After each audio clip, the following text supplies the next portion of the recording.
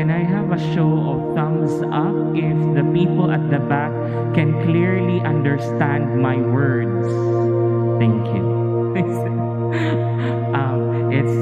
kind of I would like people to hear me. I'll save you with a lot of explanation. I'll begin with the bad news.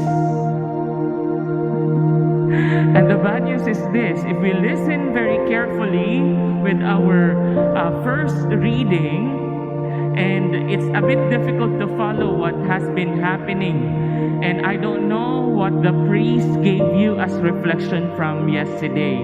So it's really nakakatulong po talaga na kayo po mismo sinusundan po ninyo ang mga pagbasa. Kasi yung sa first reading natin ngayon from Acts, parang telenovela. Sunod-sunod na nangyayari. At anong basic na naging problema? No? Those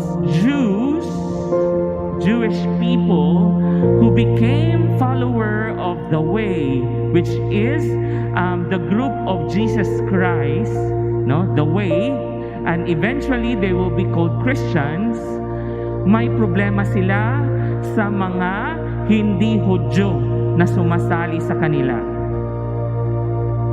The main problem is this: those who are joining them are Greeks, and they do not practice circumcision.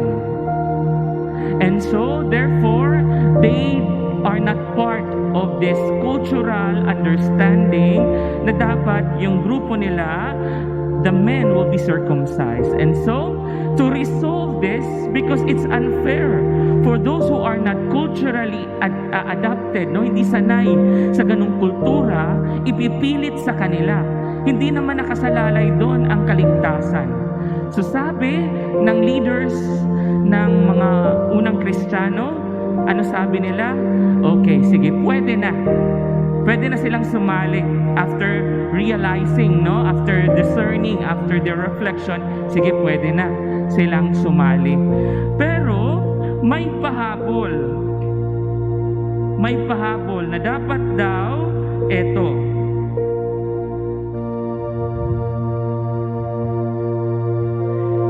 James said, sige, we will not judge them, but make sure that they avoid pollution from idols. Anong ibig sabihin? That they will not eat food offered to idols.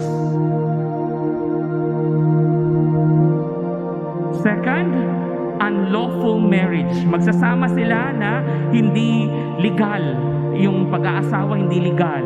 Hindi pwede yon. Third, hindi pwede kumain ng karne na kalimutan ko yung Tagalog. Yung choke, ano yung Tagalog? Ano po? Yung sinasakal ang pagpatay sa karne, ayo sa hayop, tas kakainin yung karne nun, bawal yon. And fourth, the saddest of all, blood. Bawal kainin ang dugo.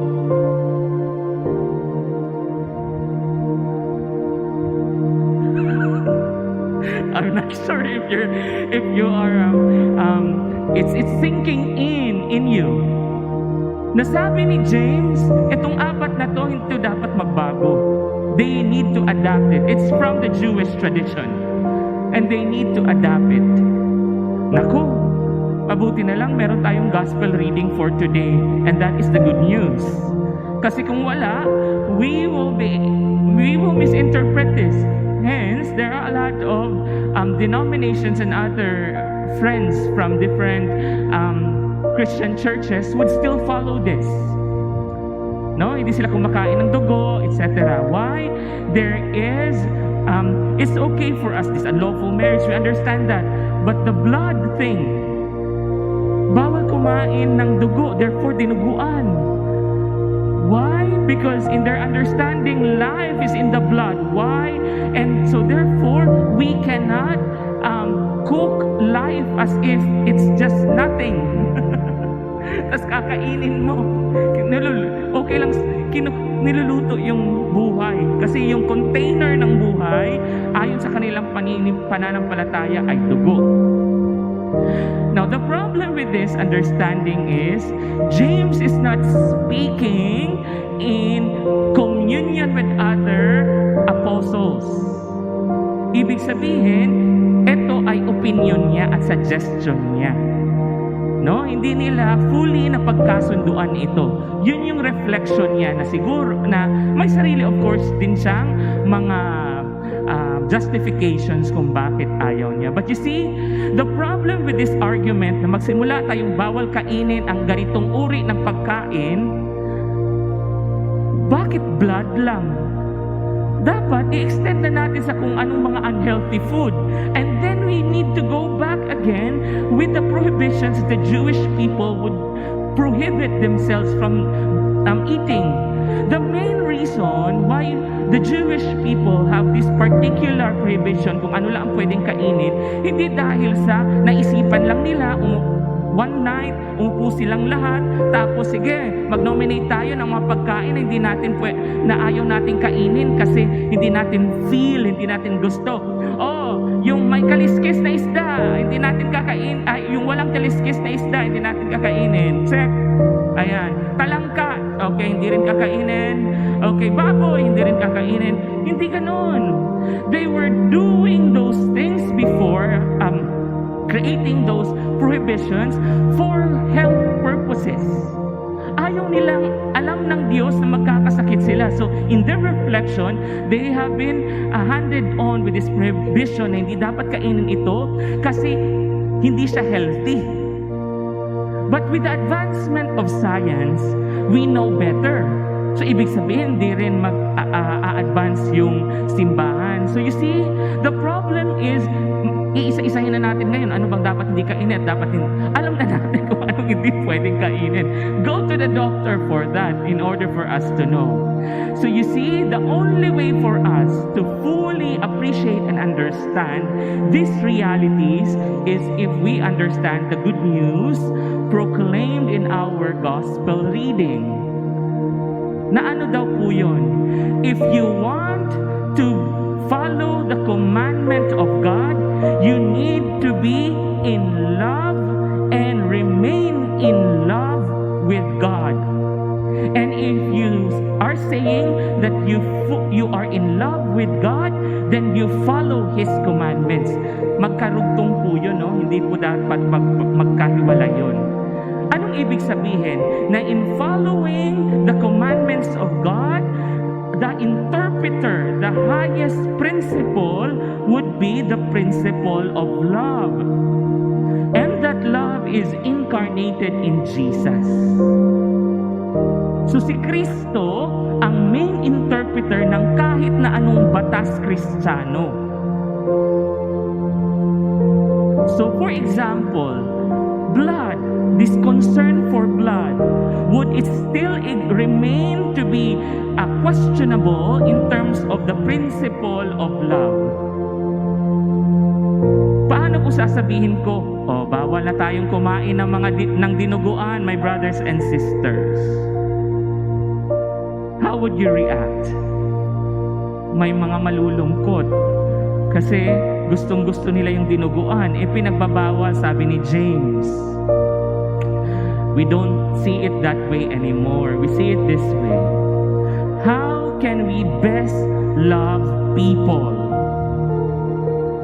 If serving dinuguan would best love people, then perhaps it's okay to cook dinuguan.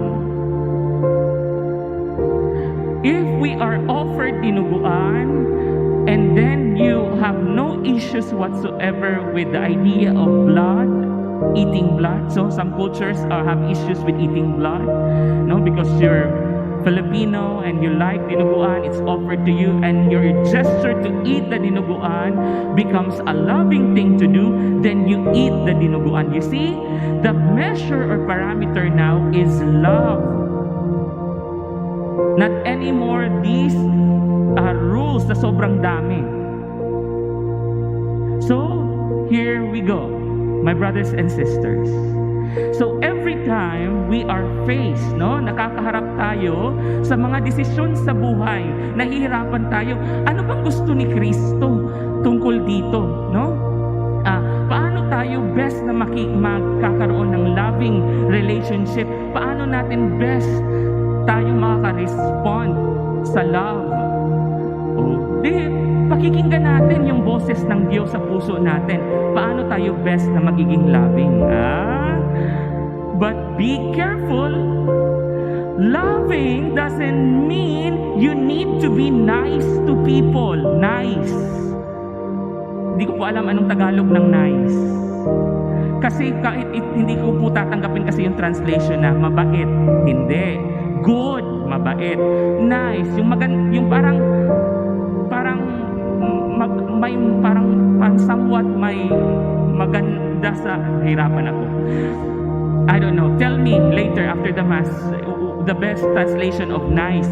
But it doesn't mean we need to be nice to people. We need to be loving to people that not nice. So therefore, pag may nakikita ka nagtapon ng basura sa daan, lalo pa kung kakilala mo dito sa simbahan natin, tapos nakita mo, hindi nila tinapon sa tamang lalagyan. Ay, Kristiyano ako. Baka anong masabi niya kapag pinagsabihan ko siya? Wag na lang. Is that a loving thing to do? You know in your conscience that the loving thing to do is to tell that person, brother, sister, I think it's better, that we put ilalagay natin yung basura natin sa tamang lalagyan to help our environment. Diba po? Ay, sorry po. Ayan, See? They appreciate it because we respond in love. Journey ko rin to, matatakutin din ako na anong masasabi ng tao. Kasi may pagka-prangka din po ako at minsan may nasasaktan na ako sa pagiging prangka. So journey ko rin po ito. Pero parati pong sinasabi ng spiritual director ko, bakit ka matatakot if it's a loving thing to do? If you know that if you know that action is a loving thing to do, you should not be afraid because those action will only bear life, will only carry life. Kapag ginawa mo yun, ganun ka nag-respond, ang parating dala nun, if that is genuinely loving action, would only mean life. Magkakaroon ng buhay dahil you speak love or you do love. Pero kung hindi yun loving, yun, it will only mean death. So let us encourage one another and let's create a culture where our main parameter would only be love. For lalo pa, notorious po tayo mga Pilipino of being nice and not good. Marami pong nababaitan sa atin in the context of nice. Kasi ayaw nating makasakit and therefore we continue to proliferate a culture of not loving, dishonesty, and corruption. So let's encourage one another today. Let's be courageous and be loving. If it's truly loving, it will not hurt people. It will bring them life. Amen. Please stand for our intercession. Christ